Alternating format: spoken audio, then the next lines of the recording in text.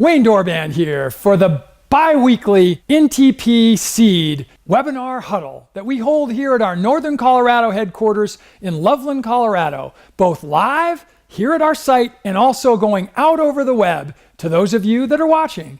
Enjoy what we have for you today. Hi, everyone. This is Wayne Dorban from the Center for Economic Excellence and Development here in Northern Colorado at our studio. And we're having a little bit of spring weather that is mixed. May even have a little bit of snow later today. I hope that wherever you're at out there that you're having a nice spring. We got a little challenge right now. We don't have our speaker today. Don't really know what we can do about it because we honestly had a run through with her this morning and had one yesterday, and she's in Norway, so we really don't have a good way to connect with her, and she's not here. So we will probably just chat for a tiny bit. I'm going to see if all of you out there are hearing me all right. I'm going to write on the chat room here. So why don't you just jump in? I know this is delayed about 45 seconds, and tell me that you're hearing us and that you're seeing everything fine. And we'll wait just a little bit for Elizabeth Folgen here. And I actually have answers to all her questions that I was going to ask her. I've never had a speaker provide those before, so I think I might even read those if she doesn't come on.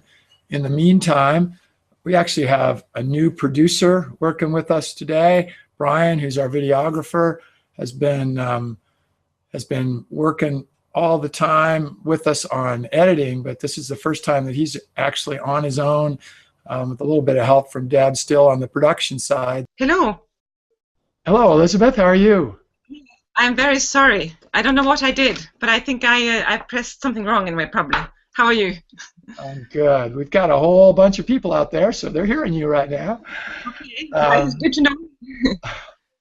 So we've been just trying to figure out and try to fill in some stuff here. It's good to have you. Nice to have you with us. Thank you very much. Thank you for inviting me.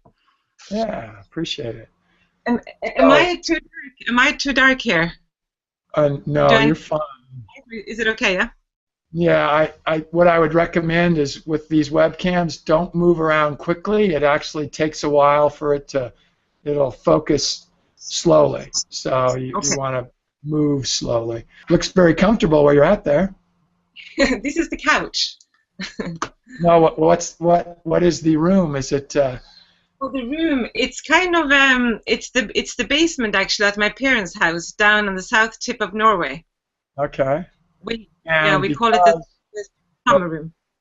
And I think I'm seeing outside of a window in the picture. So you're getting to the point where it's still, because it's what time of the day there? It's 9:10. So it's just started to go dark. We just started summertime a couple of weeks ago. Yeah. And it will get dark now about what time? I'd say it'll be dark now in about half an hour. Okay. Yeah. And in the middle of June or in the end of June, we will be bright. Well, we're down south, so we don't have the all-nighter. We'll be bright until 11:30, 12 o'clock, something like that. Okay. Yeah. Well, thank you so much for coming on with us. We love to have people from all around the world. So I'm actually going to ask people on to put on the screen and put in your chat section that you're seeing everything fine now. Yeah. Your good friend Teresa's on here, as you know, so say hi to Teresa. I just spoke to her. Hi, Teresa. And so I have been to one of those areas in Norway, which is above the Arctic Circle, where I was there on the longest day of the year, and it did just barely, it got dark for maybe an hour or so, and it was never really dark. It was a sunset sort of in the haze. So yeah.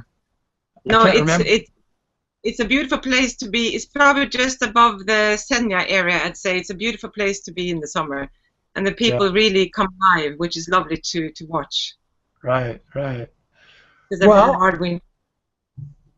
You were awesome in that you sent us a wonderful list of some things we could put on the screen.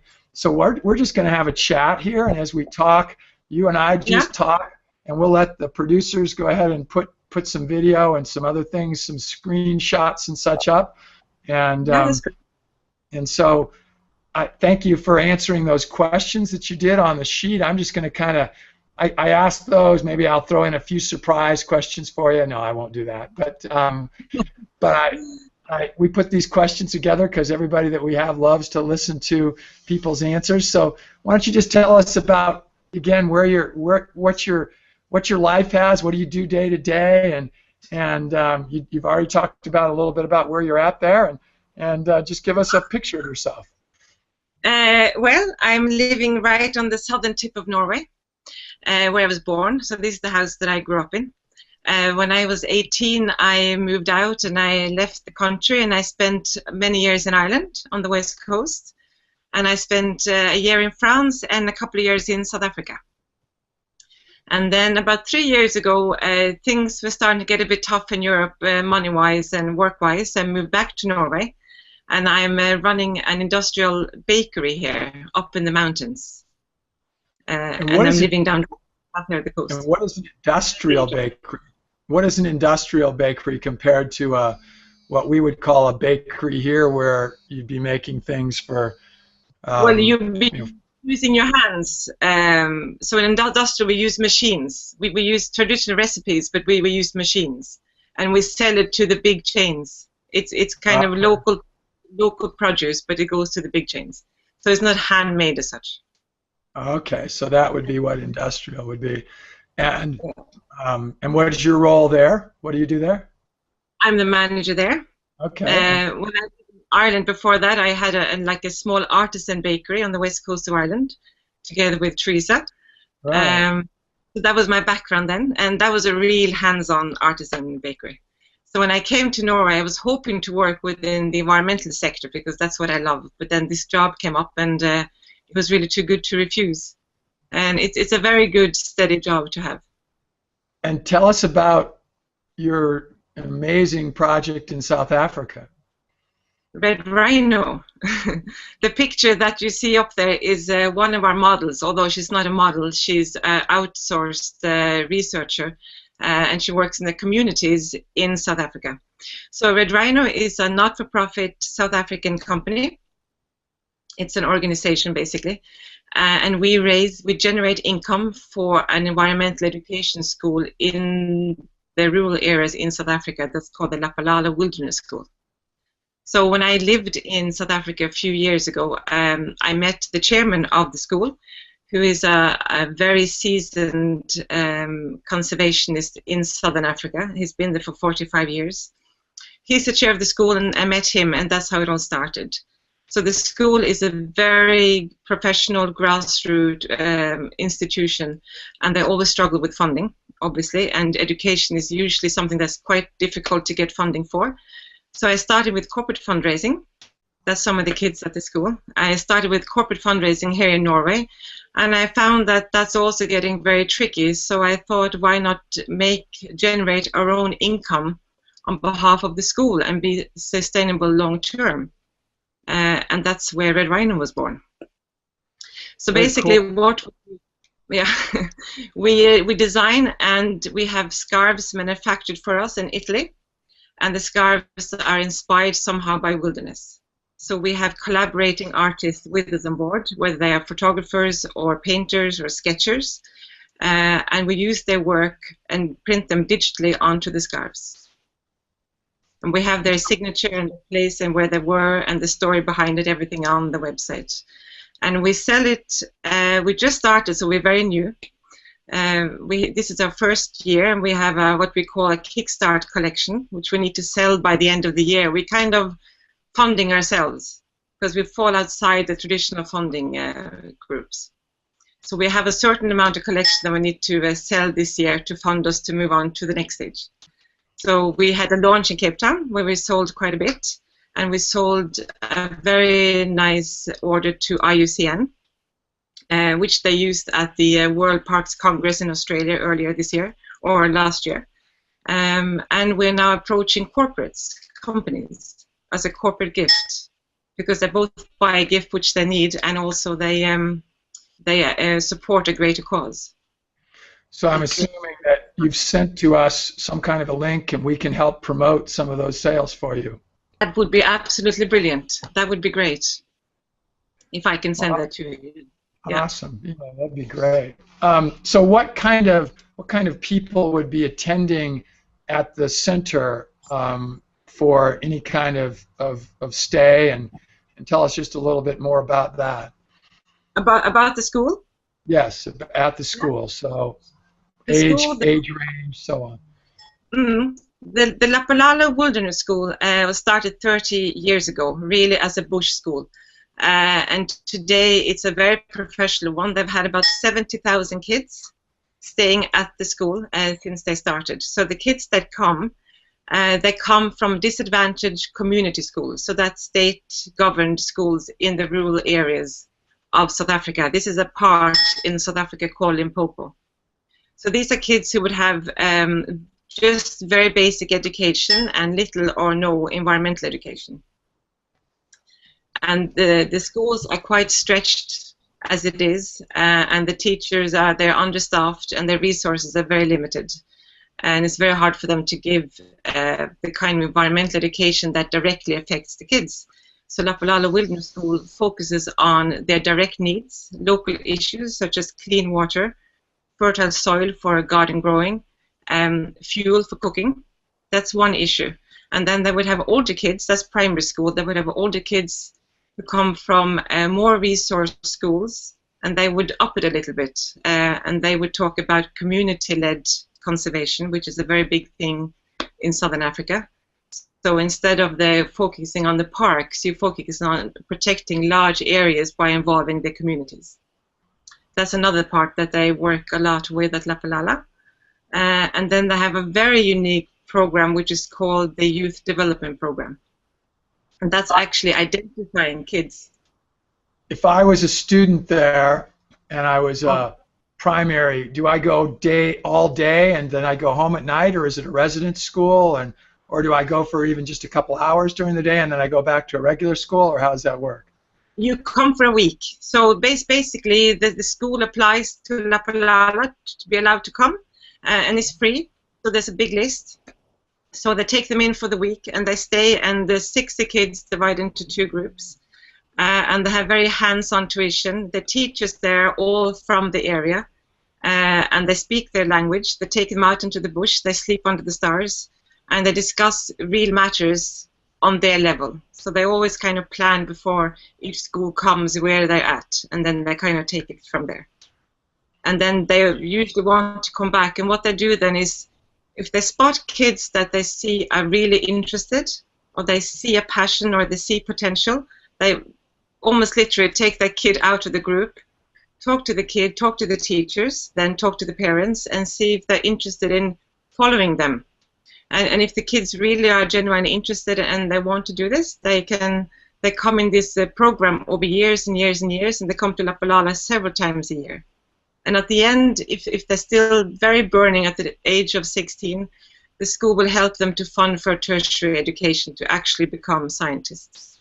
And is there any great stories that you know of some alumni, students that did just that? They were excited all the way through, and now they're out doing something that the school talks about and that you know about? Yeah, well, 2 of the teachers who are at the school, and one of them actually became the director. Okay. The end of last year, has exactly that story. He struggled. His mother was a single parent. She had many kids. She was very sick. He grew up in a small village in that part. He was brought to the school on one of these trips and decided that's what he wanted to do. And he went back and he went to different people and asked for help. In the end, he got the help to come back and, in a way, present his case. And there are 2 more cases at the school like that. And there's many students at this time studying at the university in South Africa who's been to Lapalala. That's kind of where it all started. Lapalala works with other institutions. How did you hear about Lapalala in your life originally? When I went to South Africa in 2007, I applied to go down as a Peace Corps exchange student for a year, a participant. together with my son. And we lived in Pretoria, and I worked for a Pan-African environmental NGO. And it was a very office-based job, and I was really missing the outside life, which is what I love.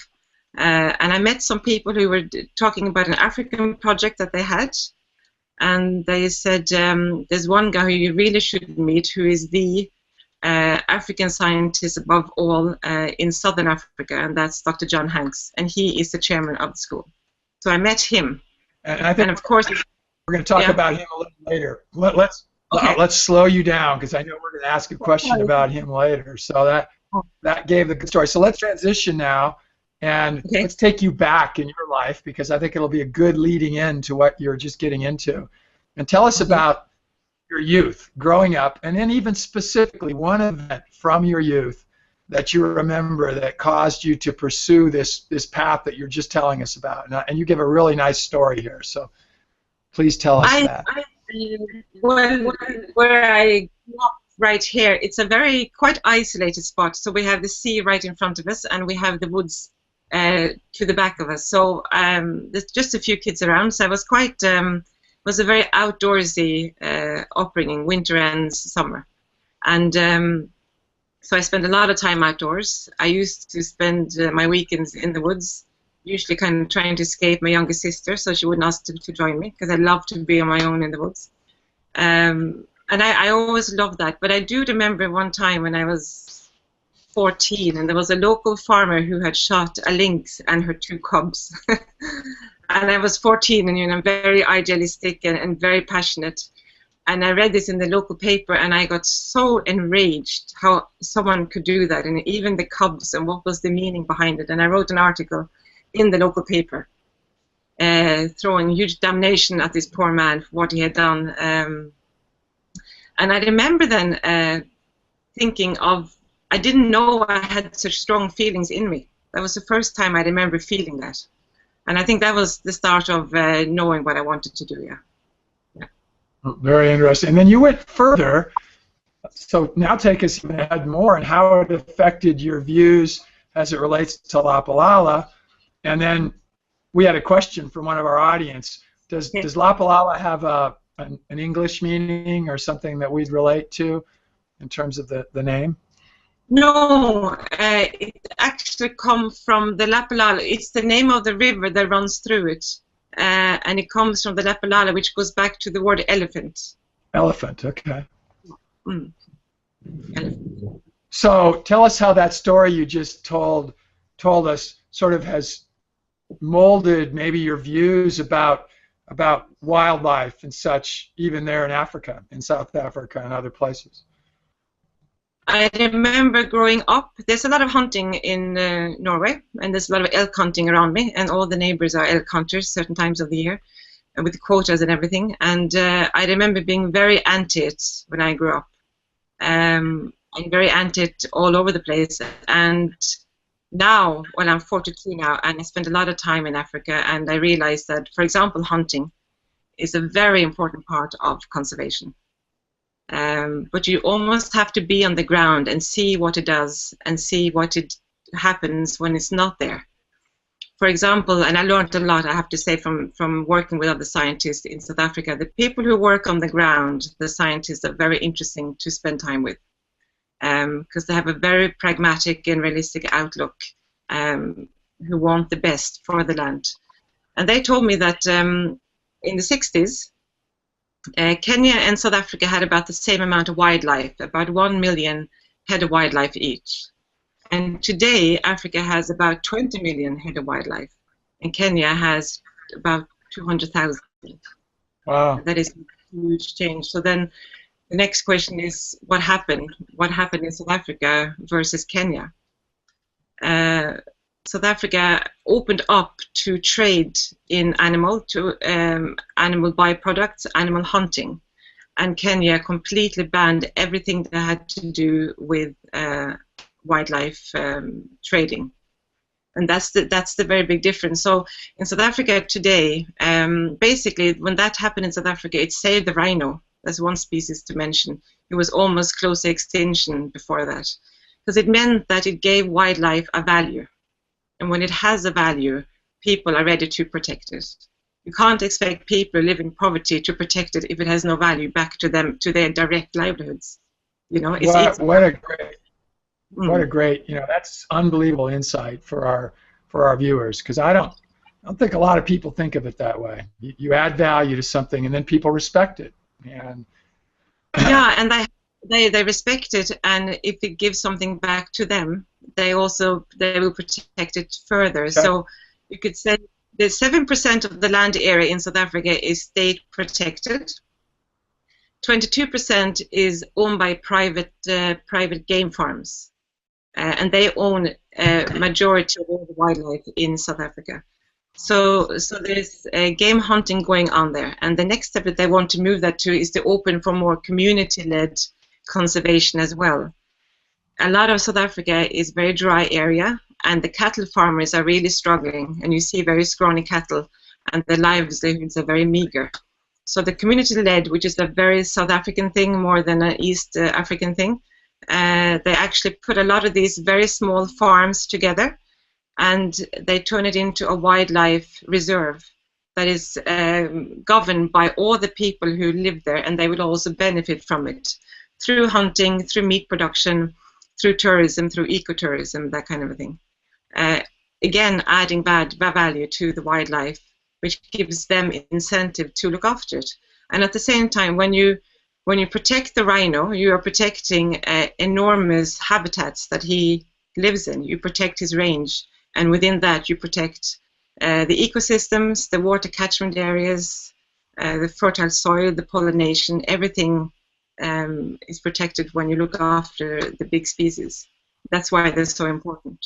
So how often do you get to go to Africa now? How often do you get to Not as often as I'd like to. I go down with the red rhino 2 or 3 times a year. Yeah. So let's go back to a little bit more of your personal story. And say it's a Saturday afternoon, and you're 15 years old. So take you back just a couple of years, and tell us what you would have been doing on a beautiful afternoon. You didn't have school, you didn't have work. What would you be doing? I think you've told us a little glimpse of yourself, so I may know. I was too fast, yeah. I actually remember really well, when I was a teenager, we had very heavy winters. So seriously, like 1.5 meters of snow. And I never forget when spring arrived. You know, you actually felt the sun on your face, and you kind of cleaned that little patch on the rocks outside where you could sit where there wasn't snow, and you kind of just felt the first spring coming. Amazing feeling. And I would spend those days outside, definitely. I would take my book and hide away on top of a rock or something and read. I would listen to my music a lot. I would stand in the room. That's a bit embarrassing, but I would stand in my room and listen to Strauss and Mozart when I was 15, which I never told anyone because it wasn't the thing to do. And I would kind of pretend that I had like an orchestra. But anyway, so that would be, it would be very, very outdoorsy, and they were lovely years, actually, those years, I have to say. So this one wasn't a question that I had said I'd ask, but you mentioned it. You said then, if it was in early spring, there'd be 1.5 meters of snow that had been just melting off. Take us ahead now to today. Same kind of what's the snow accumulation, and what's it like now? Any different or very similar on year to year? Same as what you guys have and everyone has. The weather is just becoming more and more unpredictable. The weather is crazy. So this winter, 2 winters ago, we had a severe, very cold winter, -25, -30, an awful lot of snow for the whole winter, and it lasted for almost 6 months, which is a long time for the South Coast. This winter, we've hardly had any snow down here. I haven't shoveled more than twice, I think, this winter. And then 2 weeks ago, we had a huge snowstorm out of the blue. No one expected it. The daffodils were up, and everything was closed down for a couple of days. It's very unpredictable. We don't know what's going to happen next.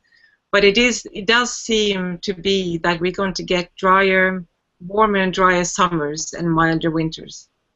It seems to be the pattern. But you know, that unpredictability is something that I hear about from people I talk to all over the world, and And there are even people on this call. I know Mark is on from Bangladesh, and I've heard from people from Pakistan and that part of the world that will say, you know, the weather is more unpredictable. I mean, that's what's really changing. And, you know, there are definitely, so if someone is skeptical about climate change, watching our webinars will certainly tell you that at least in the parts of the world that our speakers are at, that they can agree that there is certainly more unpredictability. Yeah. So let's continue sort of in some of our questions. You know what, I didn't even answer this one on what you sent. So I asked kind of what was one person in your youth that would have a major you know, influence on you related to then major life experiences, you know, that you've experienced after college. And you talked about Dr. Hanks, and we'll talk about him in a minute. But is there anybody else that you can think of, a friend or a family member from your youth, so when you were young, that has had an impact later in your life? I'd say the person who made me, well, who knows, but my father he's very close to nature. He's amazing for spotting the details in nature and appreciating it. And we always knew that, and I remember growing up his respect for trees. He absolutely loved trees, and that definitely rubbed off on us. And he would sometimes he would drive home and he would turn off all the car lights, so we would drive in the moonlight, and it was an amazing thing to do. He would always kind of point out the birds and whatever was happening. He was a very keen observer and lover of nature, and of course that must have rubbed off on me. Yeah, definitely. That's very cool. So the next one I had is, I asked this question to all of our guests. How would you define the term sustainability? Oh, yeah. We have a train going by here. I'm going to mute my microphone. Okay. First thing that when you asked me that came to mind, obviously, is lasting. It's nurturing while using, and it's thinking of the people coming after us while we live ourselves. I think it's the first things that come to mind. That's excellent. That's a great definition, and we've had just a whole bunch of them. It's really interesting. I thought of something that you said earlier that I want to bring up now, otherwise I'll forget it. You talked about on what Red Rhino's doing right now related to funding, and that you have a Kickstarter-like campaign.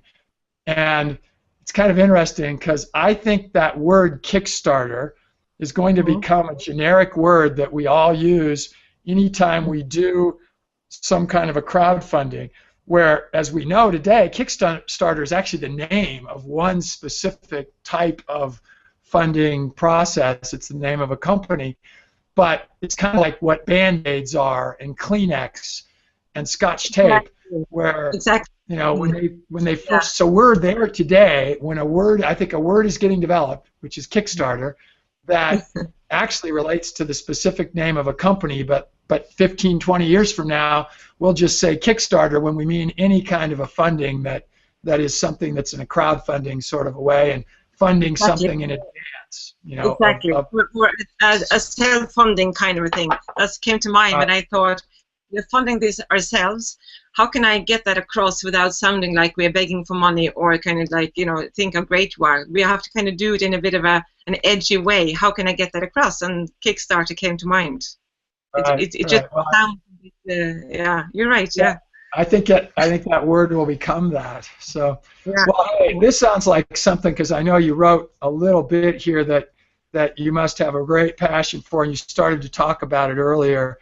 And the question is, tell us about a person in the sustainability, green, you know, environmental area that's had a profound impact on your life, and tell us about him. And you really started to do that. So tell us about that person again now. So Dr. John Hanks, he is an inspiration and a mentor to very many. I'm one of very many. He's from England, He's a zoologist from Cambridge. He's been working on the ground in southern Africa for the last 45 years. And in very many countries, all of the southern African countries. The reason why he's so unique is because the reason he's so unique, he's a very generous person. He wants to share his knowledge as much as he can. He wants to help others, to build them up, to find their potential. He's very much into collaboration, and he has an enormous passion and an enormous drive for what he does. So when I would be traveling with him, we would usually have very late nights around the bonfire, talking and discussing the day and just discussing what we're going to do the next day. I would be absolutely exhausted because you get up early in South Africa. The sun is up at 6. So I would be absolutely exhausted. I go to bed at midnight or 1 o'clock. He would go to bed at the same time. He is up at 3:30 or 4, sitting with his computer. He's getting 3 hours of work done before the day starts for the rest of us. That is him 7 days a week, 364 days a year. He does not take holidays. He works.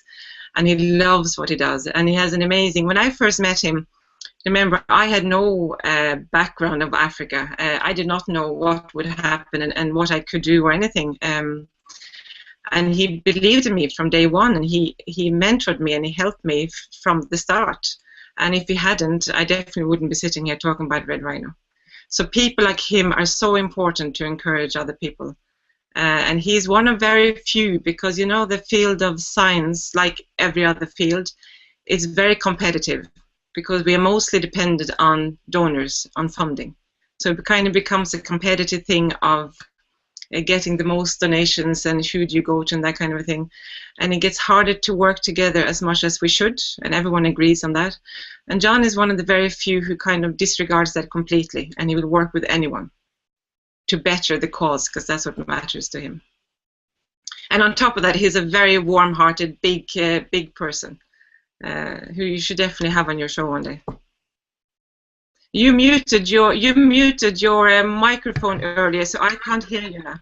Yeah, I actually did, and because I stepped away for a second while I had the camera on you, and I came back and forgot to unmute it. So you may have said this, so if I'm repeating it, then I'll apologize to the audience. But how long has Dr. Hanks been there? Was he the founder? And if so, that's been 30+ years, or has he come more recently? Tulapalala? No, he was asked to be the chairman about, saying anything wrong now, about 5 or 6 years ago. He was asked to take the chair. It was founded by Clive Walker.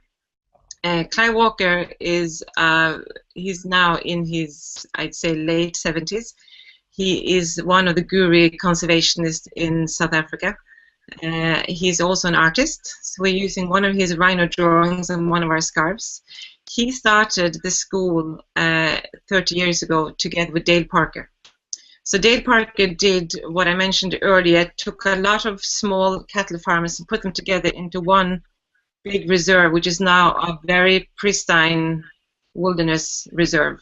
And they used it mainly to bring kids in to the reserve, to the school, to show them what wilderness is, what ecosystems are, what habitats are, and why they're so important. It's an amazing place. It's 36,000 hectares of wilderness. Which so is it's huge. A very place for the school to be, yeah. Mm. For those Americans who don't know that name and what it relates to, a hectare is approximately 25 acres. So it's a very large space. The next question that I had, you've answered it a little bit, but I'll sort of focus you on one part of it. You know, I know you've had a lot of interesting life experiences, and so related to the school, tell us a story, or maybe stories, and I know what you write about here is even related to the kids, and how some of them, the only decent meals they get are at the school. So tell us a little bit about that, and how that's impacted you, and so on. Yeah, so this school, so these are the community schools. So they are the state primary schools in the rural areas in South Africa. And this is the Matla Memorial School, which is about 20-30 k's from Lapalala. And I went there one day with Lucas, who is the Eco Schools coordinator, which Lapalala also does. And this is actually a great school. It's a state-funded school, but that's Maggie there, one of the teachers. Thanks to absolutely brilliant teachers at this school. That's another good school. It's so well run. Lapalala has worked very closely with them.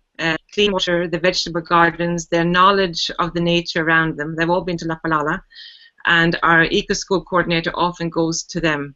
They are excellent schools, and it's thanks to the teachers. It's always thanks to the teachers how much they give of themselves and how much they want to do it, and how many personal resources they have. That's Lucas. So he's a school coordinator. He has the background that I mentioned to you earlier. He came in as a guard at the gate. I didn't know what he wanted to do with his life. Then he started looking around what they did at the school, and then he got really involved, and he is one of their best teachers.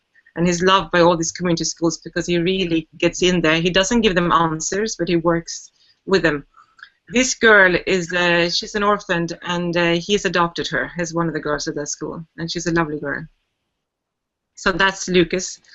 Then there are other schools who are struggling, and the majority of all the rural community schools like this one, you can see it on the kid's face in the foreground.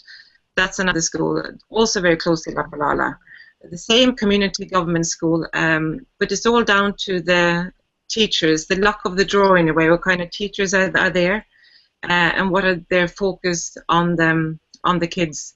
Remember that the community school teachers in South Africa, they are very badly paid. They have little or no staff teacher training. There's malnutrition there, that boy in the white, as you can see. And they deal with an awful lot of issues with the kids, as well as the teaching. There's a lot of AIDS. There's a lot of trouble at home, that they come hungry to school. All these kids who come hungry to school. This school manages to give them a bag of crisps and an apple for their lunch, or an orange. That's all they get all day at the school, and they wouldn't have anything before they came to school. While other schools, like the one I showed you first, the Matla Memorial, again, just thanks to very passionate teachers, they managed to give them a big hot meal a day. So it's a huge variation. So our guy, Lucas, now is trying to work very closely with this school to encourage them and to work with the teachers to see what more they can do to help the kids in the day. Because they can't do anything with them when they go home, but they can do a lot when they're at the school. And that's one of the vegetable gardens that Lucas does with them. That's how they conserve the water, as you can see on the top there. Very, very cool. Well, as these kids get older, they get into their teenage years, in their adolescent time frame. Here in the States, if a lot of young kids that go through impoverished, difficult backgrounds, they start to get into gangs, as we say, and other really negative things. What would happen with teenage kids in South Africa who have lived in these very severe situations and maybe not had exposure to Lapalala or anything like it? What is their future? What would happen with them? So if they're not lucky or have resourceful parents or anyone, even one person, that's all they need. So if they don't have that, they probably won't stay in the areas unless they take over the little small holdings. So they seek the big cities, and they basically get lost in the big cities. So there's a lot of poverty, there's a lot of begging, there's a lot of menial jobs in the city, and they would live subsistence living, put it that way, and there would be a lot of crime. Yeah. Does South Africa have a dole like the UK does? No, it doesn't. No, it does not. It doesn't have a dole in the way that we have the dole. Some people will get some money, but it's very difficult. The majority won't get money. Okay. Yeah. So you've already partially answered this, but let's just see if anything else comes to mind. Do you have any other memorable negative experiences in your life that at the time you saw as being really horrid, but now you look back at them and you know that they've really helped mold you into a better person? That's a very big question, you know. That's something you should ask me when I'm 70 and I can look back and I can be wise and I can review. Of course, there are many, but I think one thing that I remember very well is the first time that I actually came to. That's a great book. The first time I came to South Africa, you know, South Africa is an amazing country. It's a brilliant country. It has huge potential. That's why education is so important in that country. But the contrasts are great. And I remember one of the first days I went shopping in Woolworths, which is like Walmart's. And it's owned by Marks and Spencer, I think, in England. And the majority of the poor people would be living like squatters in townships, but some of them would, and there would be shacks like metal shacks, and they wouldn't have sanitary facilities in a lot of them. But they would be built right next door to Woolworths, for example. So it's not like they would be far away and you wouldn't see them. You would have such contrast, and you would have to take all this so much in one day. And I got violently sick my first day when I went shopping in South Africa, because it was too, I was not prepared for that. One thing is to see the poverty, but when you see it and then I go in and do that rich shopping in front of those people there was a very difficult thing to do. And I think awful thing to say, you get used to it in the sense that you have to get used to it, but you never accept it. So that was something that opened my eyes to how lucky I am living in such a tiny percentage of the world that is so privileged, that I didn't realize and think properly until I came down there. Well, and that definitely has given me a much point of view. Yeah. That's great wisdom. You don't need to be 70 to get that kind of wisdom. No. And by the way, I think we don't, probably any of us, that even if, you know, it's so easy to be not respectful of how much we have and take for granted what we have, because we are such a small portion of the world that has the resources that we do. Yeah, and we think we are the center in a way, that we are, and we're not. We're such a tiny part, you know, of it. And yes. Yeah, it's very easy to forget, in Norway especially, what happens in the rest of the world. That's a very good book, that picture that's up there. Okay. Yeah. So I think we might ask you about that a little bit later even. Tell us about a key skill that you've learned recently that you're using right now in your day-to-day life, in your job, whatever, that it's really helpful for you.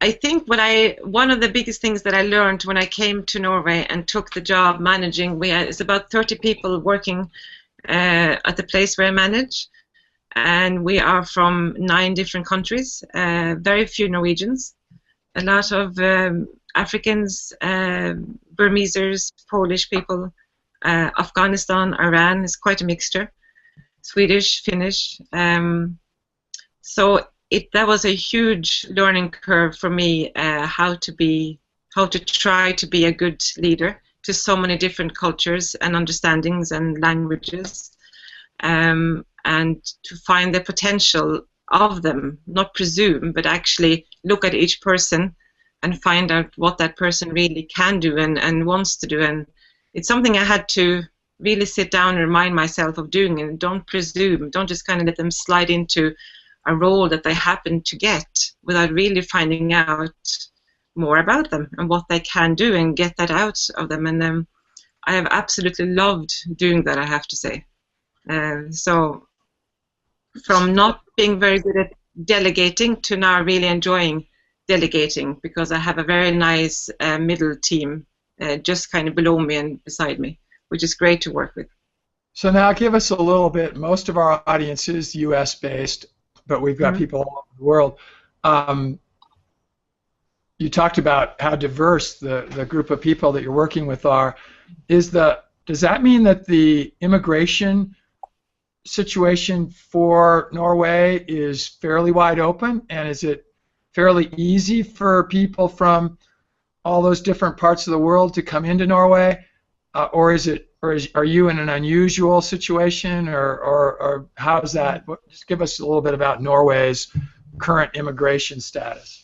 I'd say that they will say that it's very hard to come into Norway. But say, for example, it's almost impossible to come into Denmark and Iceland.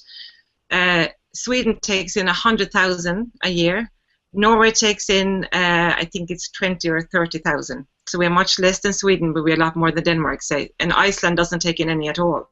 Okay. So it varies a lot, but we are getting stricter and stricter. And it has to be very well proved and documented.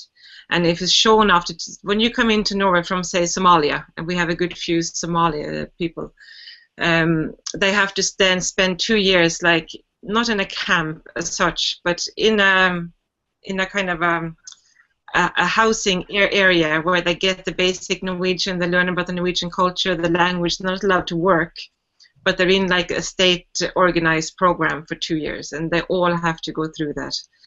And after that, they are dispersed around the country, more or less. That's kind of the language that the government uses. And the little place where my factory is, we get proportionally we get more than, say, other places, because it's a very Norway is a very lightly populated country, and in our place in the mountains, it's not it's 1,200 people. It's very small, and I'd say about 200 to 300 of them are immigrants, which is quite a high proportion for a small place. So that's probably why. Also, Norwegians are not very keen on factory work anymore, and they are not. They are very well educated, and they look for other kind of work. So to fill those jobs, it would be more difficult with just native Norwegians. So it would be impossible. It would be absolutely impossible. We would not exist if we had to put it that way. And this is one of those. This is one of those tough questions, because again, it has United States sort of background to it. Are those people accepted in the community, especially in a small community, or is there racial or prejudice in any way that you perceive? They struggle, and they would all have experienced the racial issues, definitely. You know, and especially in small places, because they're afraid of what they don't know. And in small places where the average income isn't very high, to have then people coming from other places and working hard and working long hours, because that is their culture, and earning well because of that, that is not a popular issue in many places. So they would have those issues, yeah, definitely. So have you made, other than just in work side, have you made any really good friendships with some of those folks? As in socializing with them, otherwise we live in very huge areas between us, so I wouldn't do that, but I would definitely call several of them my friends now, yeah, definitely. Very nice. And if I one day leave the place, there's a few of them I'll keep in contact with. Very nice. Yeah. So this book, the picture of the book's been up here, and my next question was going to be, tell us about a book that you've recently read or are reading, or that has impacted you. So tell us about this book, because I would hope a bunch of our audience, and I'm going to see if I can pick it up and read it.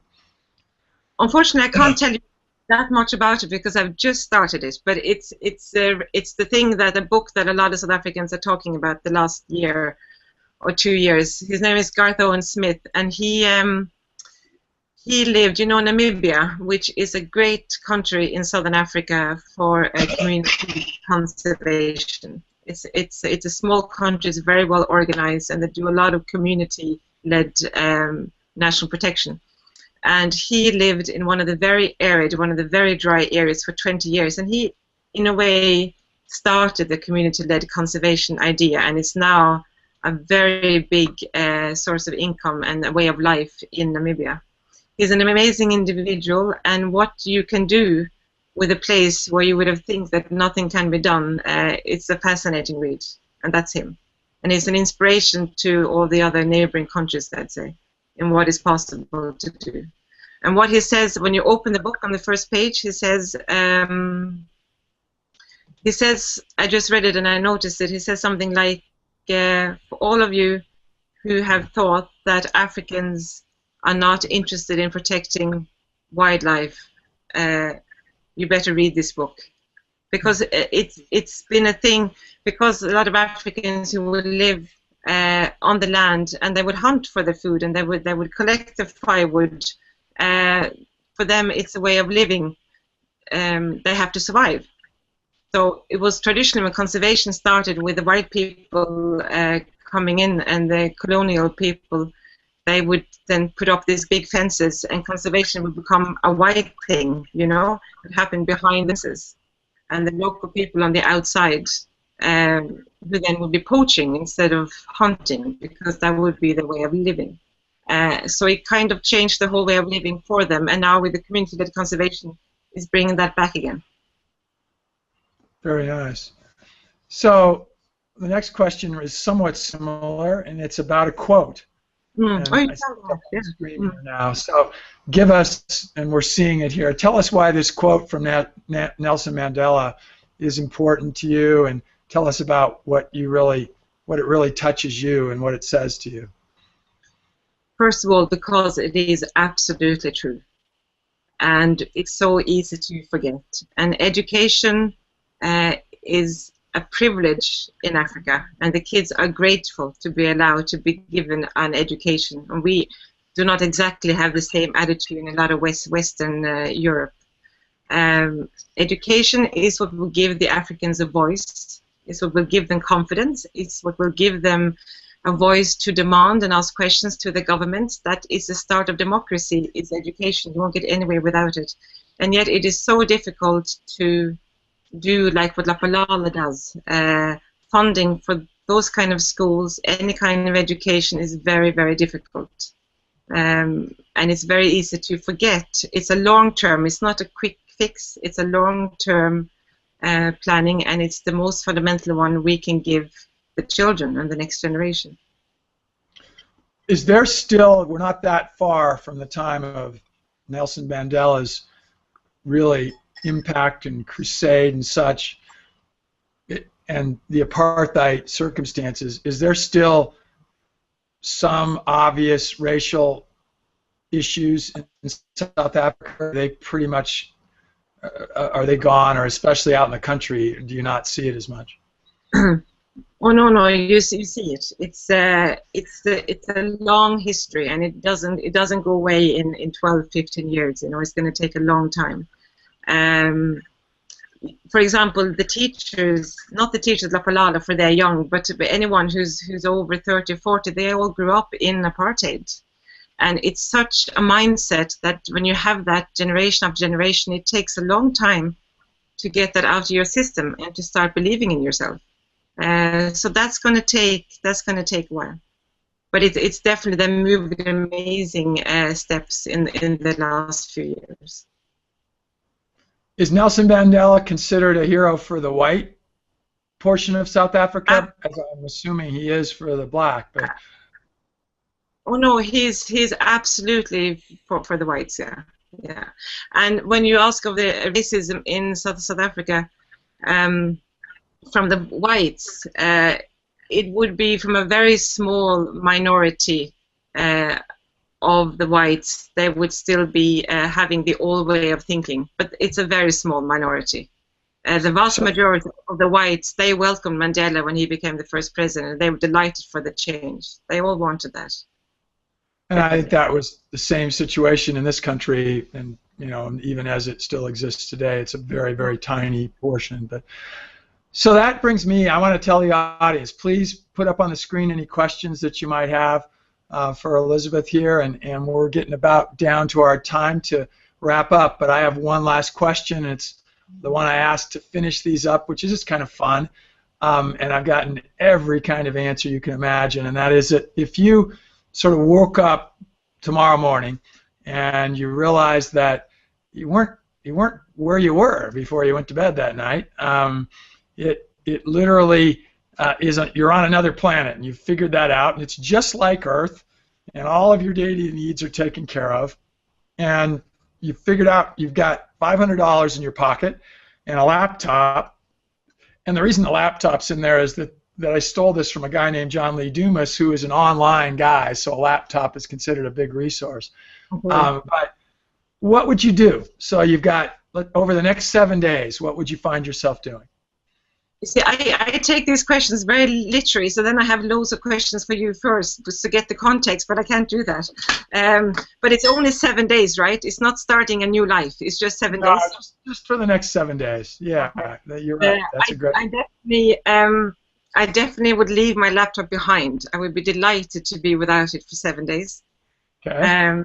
And because I do a lot of different projects at the same time, and my head is very full, and I'd love to have 7 days, and I would just love to walk the land, just look around me, keep my head up instead of down, look and think for 7 days and meet people, and that's what I would love to do. That would be luxury for me.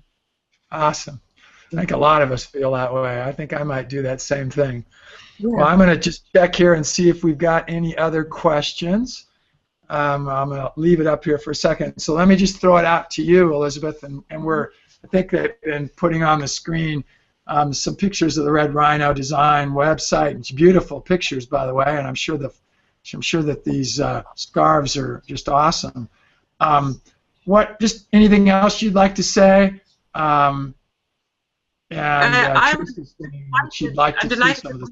Yeah, it's been a great. We're just taking baby steps still, and it's a great opportunity for us to be able to talk about it for a whole hour and to present it. We have no idea where this is going to take us. We're just doing step by step and see how people react to it. And I would love to be able to kind of present Red Rhino on your website to make it more known. That would be great, especially in our start year.